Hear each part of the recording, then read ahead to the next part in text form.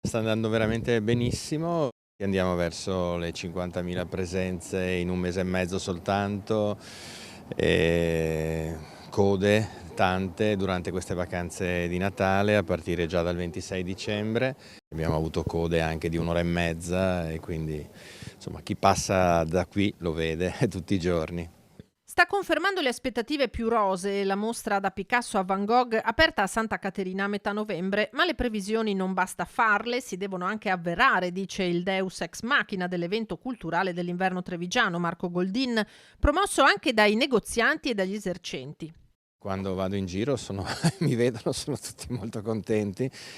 No, devo dire che anche l'associazione commercianti, l'Ascom, così, anche attraverso il suo presidente, mi ha fatto giungere dei messaggi di vero entusiasmo e di grande felicità rispetto a quello che la mostra sta portando in città.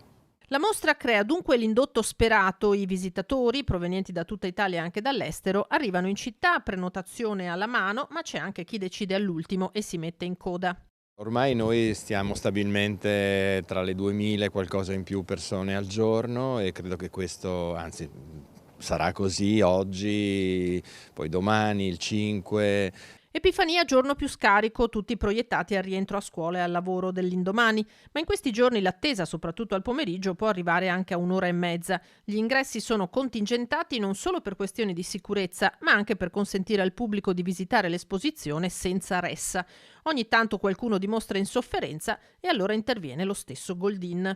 Sicuramente, insomma, in qualche occasione, magari quando le persone aspettano da tanto e perdono un po' la pazienza, così la responsabile del personale della mostra mi dice: "Dai, vai fuori tu che magari se ti vedono sono più tranquilli", insomma, più o meno accade così.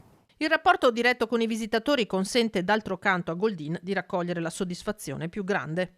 L'interesse vero che hanno le persone, questo mi piace e mi piace essere stato capace di costruire in tantissimi anni, tra l'altro quest'anno saranno i 30 anni di Linea d'Ombra, di essere stato capace di costruire proprio questo amore nei confronti dell'arte, anche per persone che magari non avrebbero mai pensato, e questa è proprio una grande soddisfazione.